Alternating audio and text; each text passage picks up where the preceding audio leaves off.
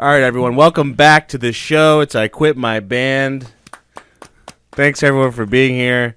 My name's Nate. I'm Evan. JJ's not here with us tonight. He is... Dad's birthday? I think it's his dad's birthday, or maybe St. Vincent's in town.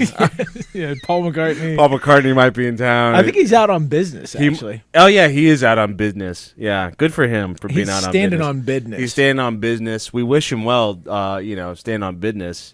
Here's to you, Jage. But everyone, thanks for being with us tonight. Subscribe to the channel if you haven't yet. Comment down below. Follow us on Instagram and TikTok for podcast clips and comedy skits. Get the I Quit My Band shirt in the description and subscribe to our Patreon page. $5 a month to become a quitter. We just finished up our 7-series recap of Supergroup, and we're pretty sad about it, honestly. Yeah, though, if you listen to episode 7, I do feel like familiarity had grown some contempt with some of the boys. I think we were maybe like at the last, 15 minutes, our hearts just weren't quite in it. I mean, it was still a good episode. It was a good episode. It was more just like when you're with those guys, the first 3 episodes, you're like, and Sebastian's like this, and Ted's like this. Yeah. And then by episode 7, you're like, and Sebastian is like this. And he won't be any other way. He's complaining about his hair again. Yes, Ted Nugent 9th time. Is speaking in Native American riddles. That's pretty much what episode 7 is. It's Ted Nugent speaking in Native American riddles. Yes. For most, like, a third of the episode. And then the other last part of it is the show that they play. Yeah, it's him doing like hillbilly shamanism, and then they cover Ace of Spades. You're like, maybe we could have cut this off at 6 episodes. Maybe this wasn't the best show to cover at all. It was a lot of fun. We just got to find our next VH1 Classic watch. That's what we're going to be discussing on this week's Patreon episode. We're going to be talking about some different VH1 shows, probably. We might be talking about some other things, masked bands a little bit, because tonight we're reviewing a masked band that I feel like we should have maybe commented on earlier in the year because of the magnitude of their, presence, what it's had on the music community so far. Well, I don't disagree, but I would not have imagined the staying power. No, I wouldn't have either. The band is called Angine de Poitrine. I believe that's how it's Angine de Poitrine.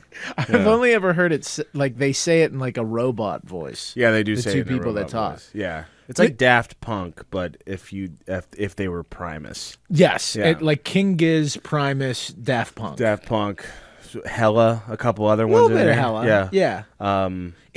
Instead of Hella, where like the drummer is better than the guitarist. Yeah, now this is like the guitarist is better than the drummer. It is funny seeing them both play, and like the drummer's like. And the guy has 2 necks doing everything. Looping 9 things. The guy's just like in a good groove. He's got that like big nose that's like bouncing off of his face.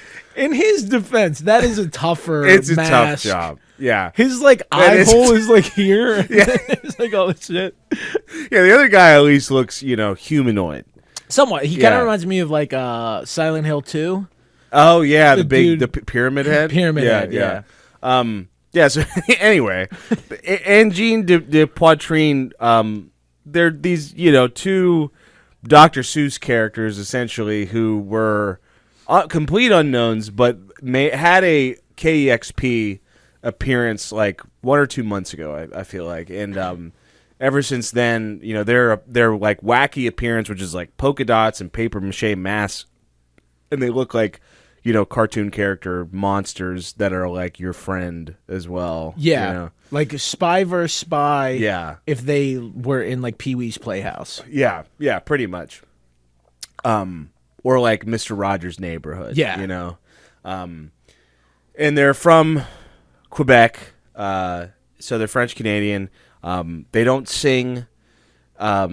Just 2 guys, drummer, guitarist who plays a double neck bass and guitar. Both microtonal. And yeah, I mean, this kind of music is like, I would never expect it to be like as popular and like break out and blow up as much as it did because of just how weird it is.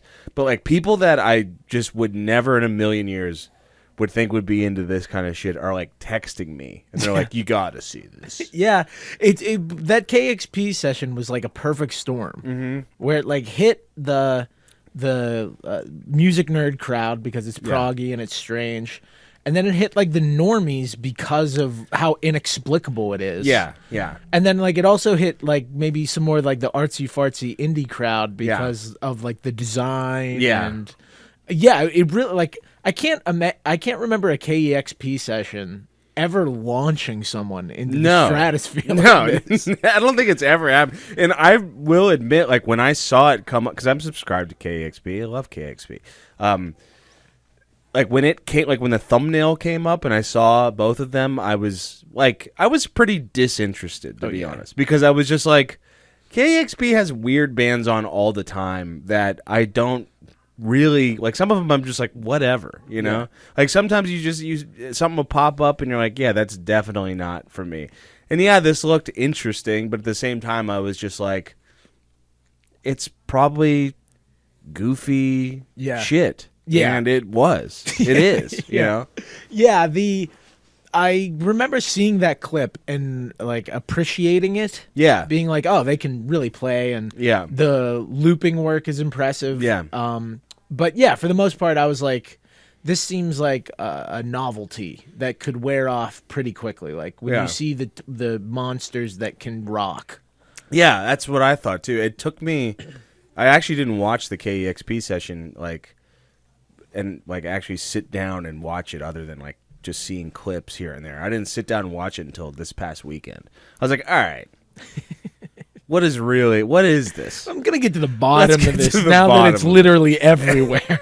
Right, now that I can't avoid it. People I work with are like, you should really check these guys out. I'm like, shut up. Yeah, when it's reached all the way from like hipsterdom to coworker music, it's like, damn, dude, they got all the bases. There's covered. a rip in the universe. There's a black hole when that happens. It's like, how? Why? Why is this happening? So yeah, I had to get to the bottom of it, and I watched the KEXP session. I was definitely impressed by it. It was really neat. It's really neat to watch these guys play together. Did you watch it? Yeah. It's really neat to watch these guys play together, and the masks and the paint, like the paint, the polka dots, like it's just a very unique thing that I've never really seen anything like. The music also, I would say, is the same way, and they just put out this record. So the KEXP session and the record both like just happening in a, I mean that's beautiful. They have. I don't know if they had this released planned. This is Vol.II. Yeah, Vol.II. But yeah, you couldn't have asked for anything better to be like 2 months ago. Yeah, basically unknown. Yeah, to internet stardom, and then you have your follow-up album like ready to go. Ready to go. It might have just been like, hey, it's done. We had it scheduled for August, but let's strike while the iron's hot. Because, like, why not? Yeah, dude. It could have done that. We could be the Rizzler in 8 months, so let's get this shit we could going. Be the new Big Justice and Rizzler. That's what Angine de Poitrine is saying to each other behind their masks. We're the new Rizzler and Big Justice. We're like Big Boomin' and Costco. They're going to give us a boom. They're just like, I cannot wait to meet the Rizzler. Like, he's not famous anymore, actually. What? He's actually 38 and drives a bus. We did all that for nothing? We got famous for nothing? So, yeah, they put out this new record, and like we said, like it's all microtonal, and it's performed just drums and guitar, but there's also a bass that is looped over guitar, and then more guitar riffs are put over top of all of that, so it sounds like there's 4 to 5 people in this band, and it's like very, I don't know, like it's really hard to describe. It's like it's music that sounds like you're going like down a like well that is like turns into like a spiral, and you're just like it's just you're like falling. It's like infinite like falling. Yeah, there's like there are definitely familiar elements to it at times.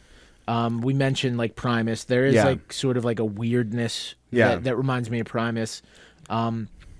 King Giz, just in some of, like, I think I ended up enjoying parts of this record more than I thought that I would, because there is like a punkiness to some of it. Yeah. Like they do pick up the tempo from time to time. Yeah. And that stuff reminded me of King Giz. And there's not vocals per se, but they will like just like say random things. Sometimes they're just like, yeah. That stuff also reminded me of King Giz a little bit, like when they would just like repeat something or just randomly make a noise. But yeah, it's like the image does kind of match a little bit of the music. Yeah, it's not like a 1-to-1, but there is like a playful sort of quality to it, like a whimsical type of quality to it. Yeah, it's like the Cat in the Hat if he had a band, you know? Exactly, dude. You got the Grinch on bass, fucking with the loop pedal. The Thing 1 and Thing 2. That's basically what these guys are. But, yeah, I mean, after hearing, like, bands like King Gizzard put out, or just King Gizzard, I mean, they're really the only band that I know of that did it, them put out, you know, their 3 microtonal albums. Banana, like, KGLW. Yeah. So they put out 3 microtonal albums, and a lot of this album, to me, feels like, you know, the riffs are really cool that they have. Like, they're kind of like you said, like punkier riffs that are just kind of like looped together over and over again. So it's weird and artsy. But a lot of the riffs and like what they are sound like the outro or intro of like one of those like Flying Microtonal Banana songs, like something that you could throw in those songs and it would not be out of place, but just a certain part of it, not the whole thing. It's not like they're stealing King Gizzard's, you know, swag with this. No, I definitely think there are elements of it that you feel like, okay, I kind of have a frame of reference for this because of those records. Yeah. But yeah, this is still its own thing. It's like there are parts of it that are obviously very repetitive. Yeah. Because you're looping and you're like hanging on one bass line. Yeah. And I don't know how they recorded it. I don't know if they looped it or like any of this is live or like, you know, they just put down the bass line and then the guitars afterwards. But yeah, there are like some of the jams work better than others, I would say. Like there are definitely, I'm not the hugest instrumental music guy to begin with. Yeah. But there are like parts of these 6 songs that I'm like, oh, that's super memorable. Yeah. That's a really good bass line. And then there's other parts where it kind of feels like I'm just kind of biding my time. Yeah, some of the riffs are so chaotic that you're just like, this isn't really a song. It's just you know, it's just them playing like just over and over again. You're like, yeah, cool. You know, this is cool, I guess. But it sounds hard. It sounds really hard to play. And some people, that is like the biggest appeal to music. Like, can you imagine? So difficult to play and listen to. It's almost harder to listen to. It's unlistenable almost, right? You're like, yeah. But yeah, I mean, there are like, it is weird to have like favorite songs on this because everything is pretty much the same. I mean, I really like the first track, Fabienk. Mata Zyklek is one that I think is too chaotic. Like, it just kind of gets a little bit too much, and it's too intertwined, and everything's a little bit too, like, it turns a little bit too muddy, I guess. Even though the production, I will say, is like really good, really clean. Yeah, I like the sound of the drums a lot. It's very dry, very crisp. Mm-hmm. And I think my favorite musical part are the bass lines. Yeah, I love the bass lines. Like, the bass lines always sound awesome. Yeah. The guitar tones are a little more hit or miss because they're very, like, the guitar always sounds almost exactly the same. There's like one that's like a little crunchier, and then there will be one that has like a bit crusher. Yeah. Kind of. They'll put like an effect on like the riff. It's the same riff, but they'll just put an effect on it. Yeah. But like the drum and bass aspect of it, I think sound great. I mean, it's only 30 some minutes long. 36. I think that could benefit maybe from a little more production elements, just changing up the sounds of the guitar a little more. Yeah. Or adding, just a different texture or color to some of the guitar work. Because I did find myself listening to it from front to back, sometimes not even knowing when a song began or ended, or like what song I was in. Yeah, no, I felt the same way. Like, how could you? How could you know? There's really not a lot of differentiation between these songs. Like, I don't really know what to call this kind of music. I mean, I guess it really doesn't have to be put into a box, or it is what they do. But like, yeah, it's tough to differentiate what they're doing and like how these even really came to be. I would say my least favorite is Utsp. Is that the real Polish sounding one? Yeah, I think that's also my least favorite. It's got like the go-go bordello. Yeah, I did not like that. Yeah, not my favorite flavor. No. Like that feels like almost like we're trying too much to be weird and like moving into that sort of like. Yeah, I didn't like. It was just like the polka. You know? It was like, why? Why we don't? Yeah, just imagine those guys with like their arms crossed doing that. Like that's what it sounded like.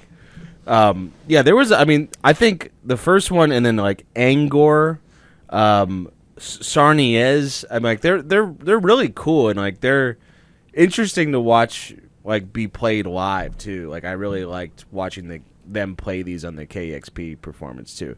But yeah, I didn't. I mean, some of them are just like, some of it's just too much to deal with. You're just like, okay, yeah, I get. This is fine, but it's not really a song. Like you're not going to return to this. That's like the thing I kept coming back to when I was thinking about like how I would review this, is that like I like it, it's good, I like what they're doing, I like who they are as a band and how they represent themselves, but like probably not gonna come back to this a whole lot, I would agree. Yeah, I think that there were parts of it that worked better for me than I was expecting. Like some of the changes that you would get to are satisfying. Yeah.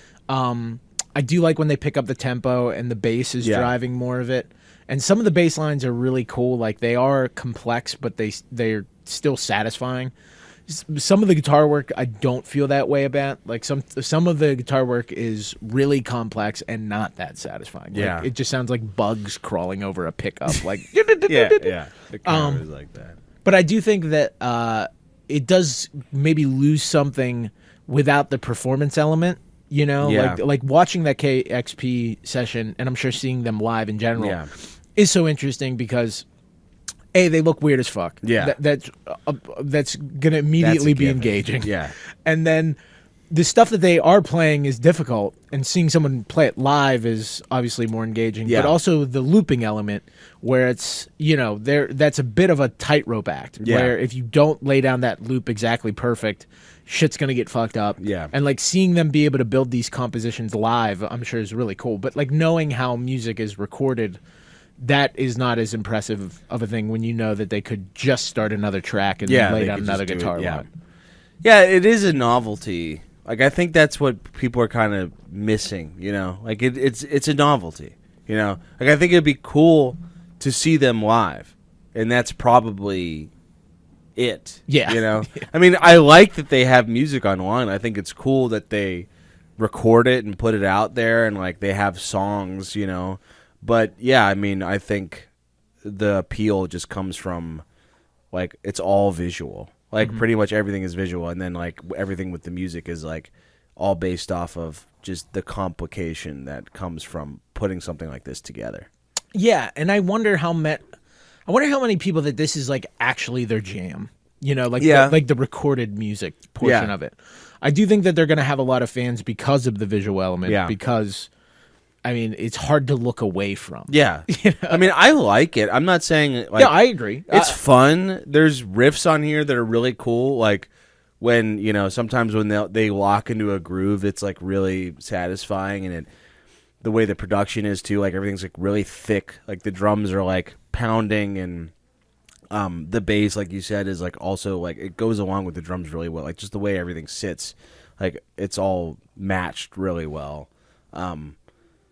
But yeah, I mean, like, I'm not going to be able to sing you one of these. Like, if I'm ever putting anything on, like, if anyone ever put this on at like a party or in the car or like and tried to be casual about it, you'd be like, stop. Stop it. I know what you're doing, and you need to stop. Are you trying to De Poitrine me right now, dude? Are you trying to fucking show me up? Because it's not going to happen. Everyone's going to, like, if you put this on in just like a casual hang or in a car somewhere, and you're just like, just a band I like. Because, I mean, at the end of the day, it's still prog. Still prog, yeah. You know what I mean? Like, it's a more accessible... maybe cooler version of prog. Yeah. But at the end of the day, it's still like people playing in weird time signatures for very long periods of time. Right. In a scale that's weird as hell. Yeah. Like you said, like trying to like sing you or hum you. Like I have a bass line in my head that I like a lot. Where it's like, yeah. But that's all I can really. Yeah.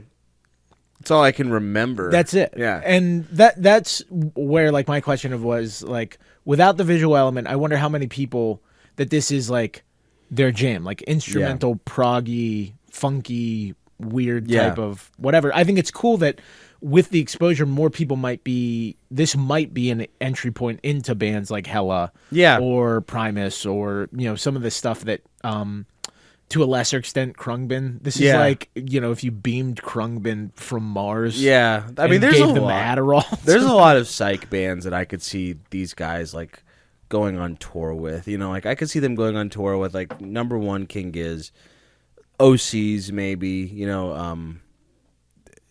guys that JJ really loves, like the psych, the deep in the psych. CFM, stuff like that, Corey motherfucking Taylor? No. No.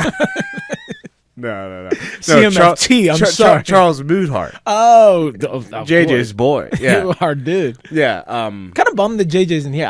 I'd be interested to hear his opinion I on do this. want to know JJ's opinion on this because he is more deep into psych rock than we are. Mm-hmm. I mean, I used to really be a huge fan of psych rock, and I still love those bands, but yeah.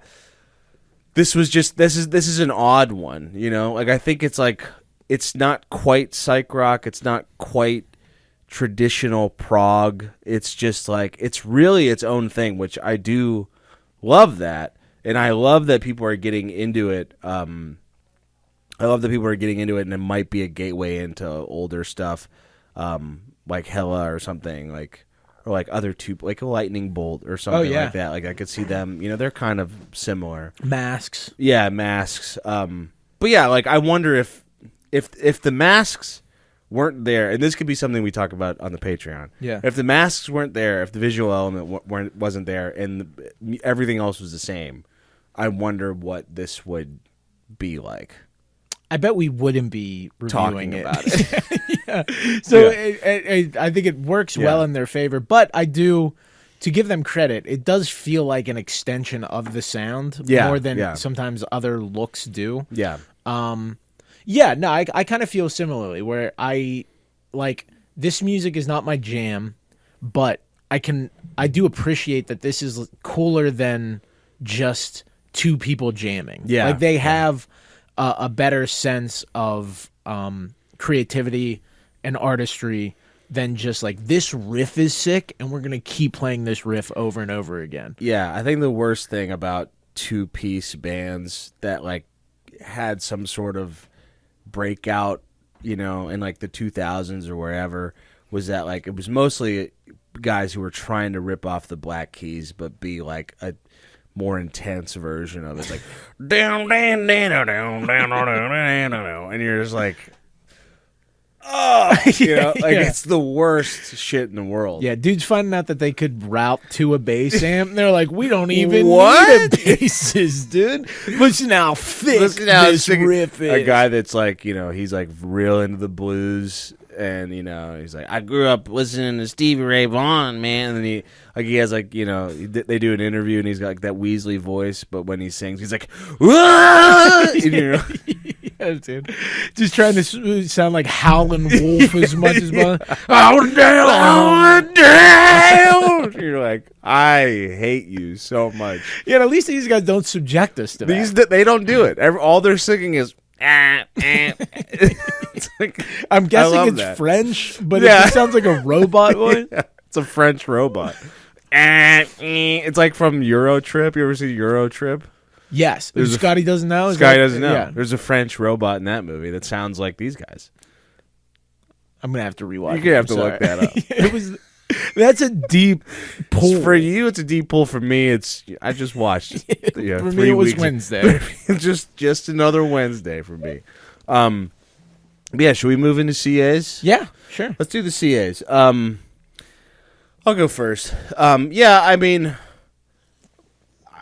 I guess I'm just kind of puzzled by it. Like, I don't really know how to feel about it. I don't want to just jump into like how I feel like a lot of music fans are reacting to this, which is like, this is the greatest thing in the world. Because I don't actually feel that way, and I don't think other people actually feel that way either. I think there's a lot of performative love for these guys right now just because of its visual representation and how weird it is. It's like, you know, you listen to fucking Morgan Wallen. Like, come on. Like, I know you're not into this, you know? Like, let's be real.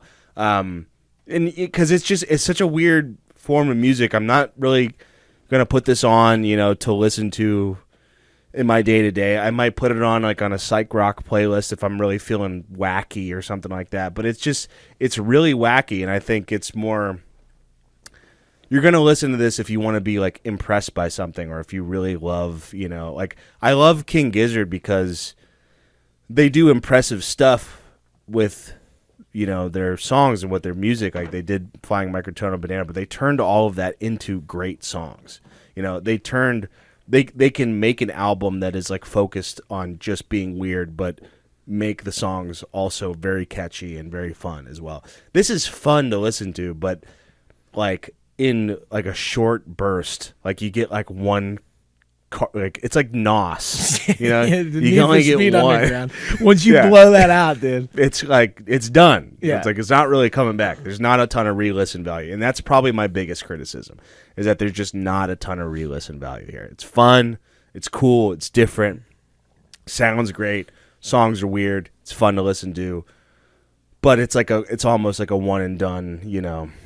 It's like the Limitless pill, you know? Yeah, dude. I guess. I don't know. I was trying to throwing a lot of movies out here tonight. NOS makes more sense. NOS makes more sense. I don't even think I've seen Limitless. I'm pretty sure I've never seen that. I'm just aware of the trailer and the idea of the there pill. was an idea in how, you know, I'll stop with Limitless. I'm going to just give it a flat out 7 out of 10. Okay. Yeah. Yeah, I feel pretty similar to how you do. It's like at the end of the day, I am a tune hog. Yeah, I'm a tune hog. You know, so even if there is something cool and interesting happening under like the rock umbrella, yeah, my mind still goes to, but where's the tunage? Where's the tunes? And that's not what these guys do, and I get that. Yeah.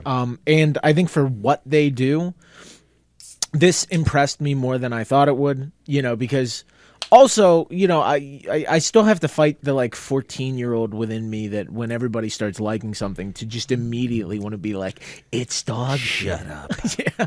And it's not. These guys are like talented. They are doing something different. They're doing something interesting. Yeah. They found a interesting way to package and market their band. Yeah. That, you know, is more like thoughtful than other types of people that you go to see that are like either have a mask or a costume or dress up when they perform. We're Team Angine. Yeah, we got just be clear. We're team. I'm Team Angine. I think you are too. Yeah, for sure. Yeah. But yeah, when it comes to the music, there are parts of it that I like, but it's not going to continue within like my listening rotation. Yeah. And there's a good chance in like a few months, if I listen to this again, I would be like, have I heard this before? Yeah. You know, the performances throughout are really good. But I think I agree with you. When it comes down to it, for me, it's going to be like replay value, where this fits into like my overall listenership. Not that heavy, but I do appreciate the musicianship and the way that they've been able to capture the audience that they have doing what they do. Yeah. Like yeah. there is part of it that feels like almost like a total and complete accident. Yeah, I'm yeah, sure it they're does. like, what the fuck? They probably are. Yeah, they're like, I wouldn't have never expected this. But that's cool too because Yeah. they did it just doing the thing that they were doing. Yeah, you know, yeah. so it resonated with a lot of people. But I feel pretty similar, and I told myself that this was what I was going to give the record before I came, and it's a 7.1. 7 point. Wow. So is that what is that? The average? Seven- Just a 7.05. He's just gonna put Let's 7. just put dude. 7. Yeah. I think that's omulet. Hell yeah. What does that mean? I don't know. Every time I saw their name, I just kept thinking of that Dexter's Laboratory episode. Did you ever watch Dexter's Lab? I did. I don't remember that though. He's trying to learn French and he falls asleep with headphones on and it gets stuck. And the only thing that he can say is omelette du fromage. Okay, so that's something cheese. Cheese omelet. Cheese omelet. Yeah, Yeah. yeah. Okay, that makes sense. I'm thinking of blast and nos. Hell yeah. That's a nice Euro trip. Hell yeah. There you go. Omelette du fromage. Hell yeah. JJ, just take your pick. there. That's a real smorgasbord. That's for you. whatever you want. I didn't think you were going to give it a higher dose than me. Yeah, I like listening to it. I was really dreading that when we decided to review this, that to get like 3 or 4 listens out of it in order to be able to review it was going to be like pulling teeth. Yeah. And it really wasn't. No, it was an easier listen than I thought. As Yeah. well. Like Yeah. I would put it on. I think I ended up listening to it like 4 or 5 times, but by the 5th time I felt like I'd knocked all the candy out of the piñata. You know what I mean? I kind of felt that way too. I was like, oh, and here's that little thing, and that's fun. And I think on like listens 2 and 3, I was still like a little excited, like with the bass lines coming in and stuff like that. yeah, But getting to like the closer Angor on that last time, I was like, whoosh, let's close that book. Yeah. Although I did want to say, the only other band that I can think of that has like taken off astronomically like this is Sleep Token. Yeah, I'm telling you, the 2 things, if you're a young band today, here are the 2 things that you need to be doubling down on. Chops and lore. and masks. And masks. Masks is kind of like that's a given. Oh, yeah. Like you should already be hiding your face. Literally, if you're a young band and Yeah. you're not putting on a mask after what you've seen over the past 3 years, get your head out of your ass. Already, you're fucking up and so put bad. it in a mask. Just Take that head out from between your ass cheeks, put it in some cheap Put it- latex. put it in some mask. Get a mask from Spirit Halloween. Spray paint it. Yes.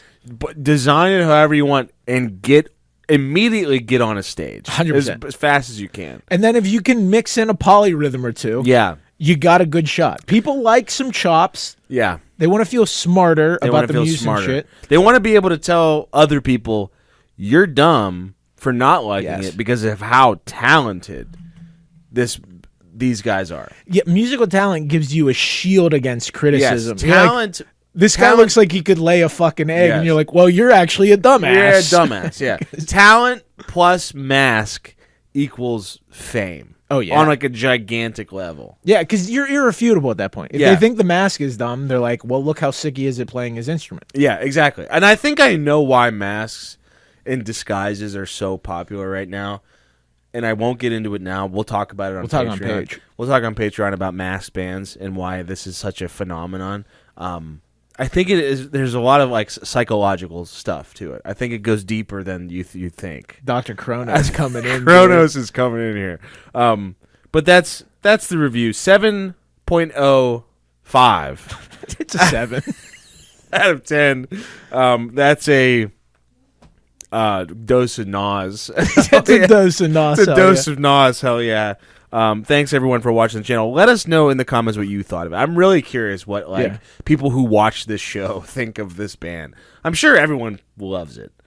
That's what I think most of our fans or people that watch the show are going to say. Yeah, I haven't seen too many like insane detractors. No, I mean, I did see Fantano's review go up, and I saw some comments that I was like, oh my God, like this is crazy. Like they've been a band, like people have known about them for 2 months. People are already like, I'll be get them over. Fuck you. I think he gave it the same. I think he also gave it a 7. Oh, did he? I think he did. I can't remember, but Then it's a 6. It's a 6. We have to go lower than Fantano. But yeah, let us know in the comments what you thought. Subscribe to the channel if you haven't yet. Subscribe on Patreon for bonus content. Instagram, TikTok, podcast clips, comedy skits. You know what to do. So I quit my band. We'll see you next time. Goodbye.